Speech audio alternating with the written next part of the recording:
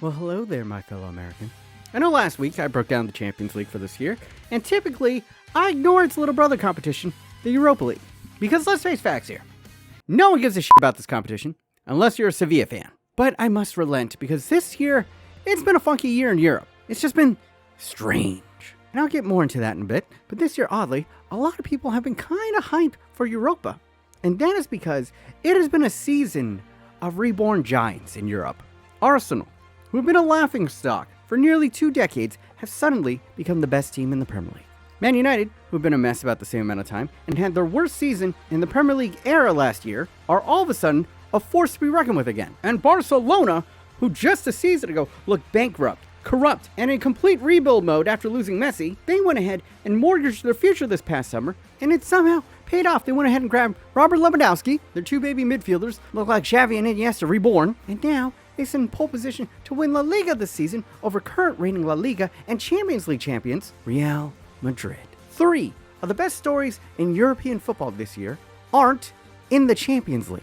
Well, technically Barcelona was, but they got eliminated in the group stages, which then draws them down in Europa. It's a bit complicated. I'll fill you in a bit. But since 3 of the most recognizable names when it comes to club football are actually in the Europa League this year, and you factor in the dinosauric sizes of all 3 of these fan bases, and you can make an argument that the Europa League this year, pound for pound, was almost as compelling as the Champions League, if not more. Which means we have another sports competition this year to fill that cold, empty, lonely void in your heart, and God bless them for it. So per usual, let me be your guide, give you the rundown on this competition's way overly complicated format, then give you all the big storylines, and most importantly, recap maybe the most popular showdown in club football this year. Welcome to a Clueless American's guide to the Europa League. I honestly never thought I'd make this guide. But first, before we get into this, like FIFA, I gotta pay some bills. Oh, hello, it's your number 1 fat Asian, and I'm here to talk to you about something near and dear to my heart. Sleeping. We all know how important sleep is. Your mood drops, you don't think as clearly, you gain weight a little bit easier, and you simply get better sleep if you block out all that light. Science bro Andrew Huberman says so, but you can't just be using any old sleep mask because the heat will go ahead and build up around your eyes and wake you up at night. Which is why you need the best sleep mask in the game, baby. Manta. 100% blackout, soft, breathable material, infinitely adjustable, and best of all, 0 pressure on your eyelids. Is your apartment bright as fuck? Black that shit out. Stuck on a 6-hour flight? Black that shit out. Watching your favorite team get horribly murdered? 7-0? Block that shit out.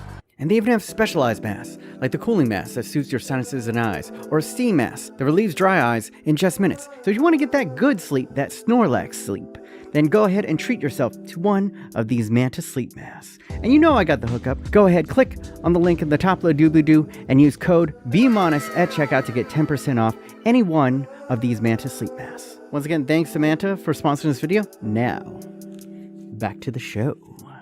Now, when I said that this was the little brother version of the Champions League, it's not too far off. It literally is a lower division Champions League. You know how the top 4 teams in the Premier League make it into the Champions League every year?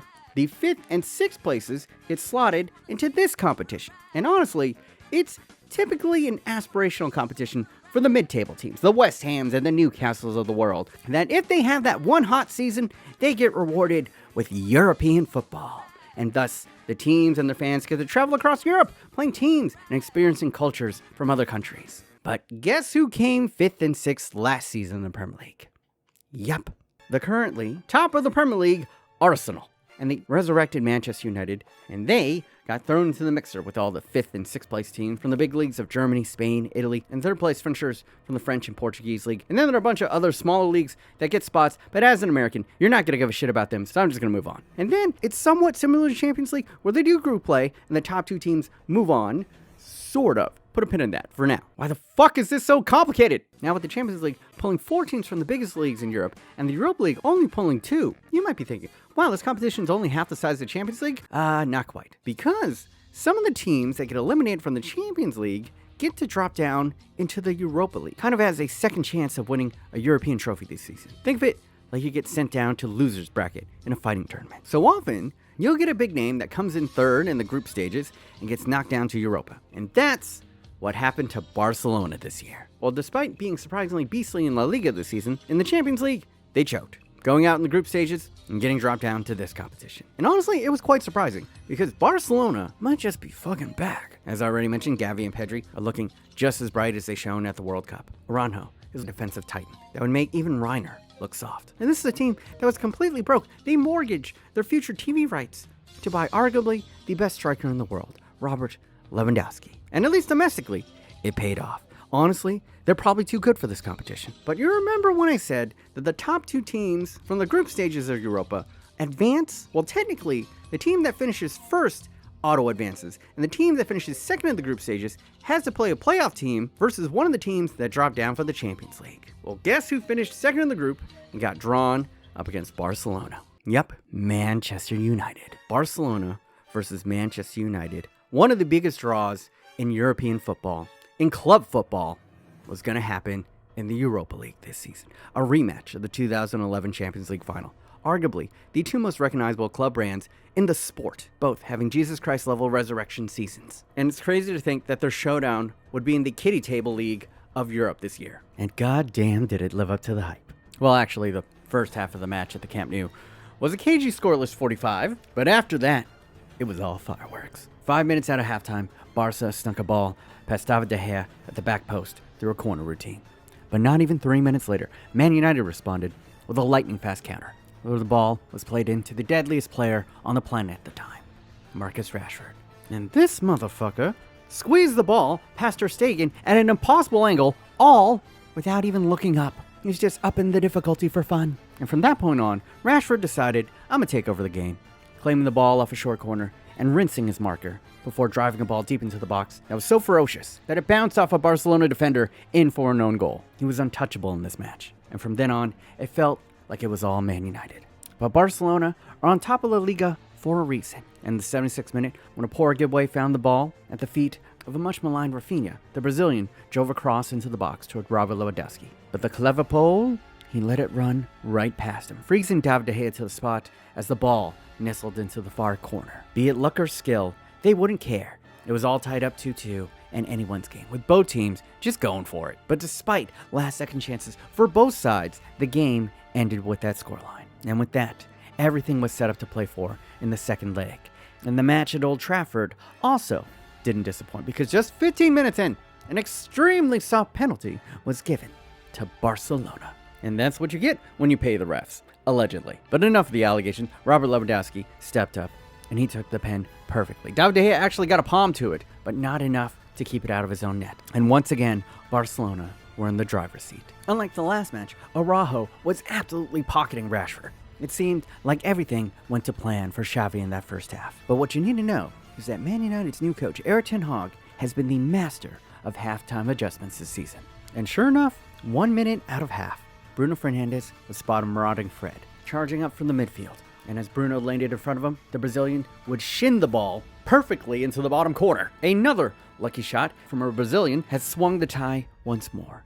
And with everything to play for, both teams just went for it, back and forth, butt cheeks open, entertaining football. Until finally, in the 72nd minute, Bruno Fernandes would play X Factor again, brilliantly shielding the ball away from a defender and zipping it into Garnacho, who pinged a shot but was deflected away, only to find Fred, who pinged another shot, only for it to be deflected away again. And then this time, it fell to Manchester United's much maligned Brazilian, and Anthony, who had pretty much missed everything this season, which meant he was due, as he curved it low and he curved it true into that far corner. And it looked like Man United had done it. Avenged the loss of the 2011 Champions League final, slayed the best that Spain had to offer, and finally broke their curse up against Spanish teams in European competition.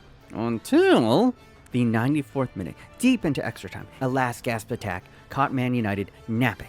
And as a ball slid into Robert Lewandowski, he did what he always does. Made David De Gea look foolish, sliding the ball past him and toward the far corner net.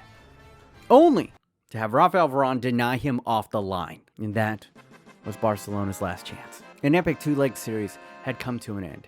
Man United are moving on. It was one of those rare spectacles in sports that actually lived up to the hype. And what's crazy is it wasn't even in the round of 16 of Europa. Lucky for us, it's looking very likely that these two teams are going to be in the Champions League next year. And hopefully, and I'll put it past UEFA, then maybe they fix little things and we could see a rematch. As for Man United, what a season it has been for them. To give you a point of reference, Man United were so shit last season that they went through 4 different managers. But the one they got now, this Heisenberg lookalike, has been cooking up something fierce. But you've already heard me babble about Manchester United enough in my other videos. Links up in the eye things for that, and if you want a profile on how Marcus Rashford was the deadliest player on the planet in 2023, that's also up in the eye things. And yes, I get it, okay? He's not the deadliest player anymore because Erling Haaland just scored 5 in the Champions League, tying Lionel Messi's record. Yeah, that guy was apparently the problem with Manchester City this year. But I digress. Let's move on to a team that I can safely say I've never talked about on this channel. Now, if we're going to talk about Europa, I got to talk about Sevilla, because they're basically the Real Madrid of the Europa League. And oddly, like their La Liga counterpart, they have double the amount of trophy wins in this competition than their nearest competitor. In fact, when it comes to Europa and the Champions League, at least for the last 20 years, Spain has been the most successful. And that's really fucking annoying because La Liga fans will not shut the fuck up about it, ever. But scoreboard don't lie, especially in Europa. 7 out of the last 10 years, the winner of this competition has come from España. And Sevilla are stone cold killers in this competition. They made it to the big dance 6 times. And 6 times, they've brought that trophy back to the land of tapas, beating bigger name teams, including a Jurgen Klopp-led Liverpool. Yeah, not bad. So if there is a team of destiny in this competition, it is, much like Real Madrid, Sevilla. And guess who they just drew in the round of 8? Oh yeah, baby. Manchester United.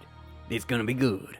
A revived Manchester United versus the Real Madrid of Europa. Sign me up. Yes, please. And even juicier, the winner between these two could possibly see the Italian giants Juventus in the next round. And although Juventus is having an absolute shocker this season, that could also mean that they are completely focused on winning Europa. Not just for the silverware, but because the winner of Europa auto-qualifies for Champions League next year. And right now in the Serie A, it's not looking like Juventus is going to make the top 4. But the juiciest matchup that I'm personally rooting for is Man United to make it to the final and go up against their ex-manager in Jose Mourinho and AS Roma. Because Mourinho actually coached Man United to a Europa League win all the way back in 2017. And while Roma has been recently struggling in Serie A, he's got them absolutely perfect in Europa this year, with the resurgent Paulo Dybala going full Undertaker, back from the dead and becoming one of the best midfielders in Italy again. And no doubt, the special one will have something waiting for his old team that dumped him. And I personally just love Jose Mourinho. The man is like a cartoon character. And actually, in the future, I'm actually thinking about doing a Clueless American's guide to all the big managers in world football. And honestly, half of that could just be Jose Mourinho stories, because this man has been sent off 3 times already this season alone. How are you not even on the pitch and you have more red cards than Casemiro? Never change, Jose. Never change. But now we come to the final big boy team, Arsenal. And they have been the biggest story in the Premier League this year. And just as I'm writing this, Arsenal have been knocked out of the Europa League. Yeah, Sporting took them out on pens. Honestly, it was a fantastic match to watch, including this wonder goal from the halfway line. But yeah, Arsenal have come up short in Europe. And actually, this eliminates them from every cup competition they were competing in this year. Devastating news to most, but I personally think that this is a stroke of genius from Mikel Arteta. All right, some of you guys are going to call me crazy, but here's the thing. Let's say they won this and they moved on to the next round, okay? Let's say they win the whole goddamn thing. And yeah, it would be nice, but if they won Europa and they didn't win the Premier League, people honestly wouldn't give a shit. It would be a nice footnote in their history, but let's be honest here. If you're part of the historic Big Four in the Premier League, you don't really give a shit about Europa. You give a shit about Premier League wins. And that is why Arsenal made the right move here, because they have a legit chance of winning the Premier League for the first time since before the iPhone was invented. And the Europa League was the only other competition they were still competing in this year, besides the Premier League. And I see people laughing on social media, oh, no trophies for Arsenal again this year. No, dummy. They're just gunning for the one trophy that actually matters to them. The Premier League is a 2-horse race between them and Manchester City. They got a 5-point lead and 11 matches to go. And now, Arsenal only have the Premier League to focus on, while Man City is still in the FA Cup, and more importantly, they're still in the Champions League. And they probably won the Champions League way more than they won the Premier League anyway. It's the only thing this team hasn't won yet.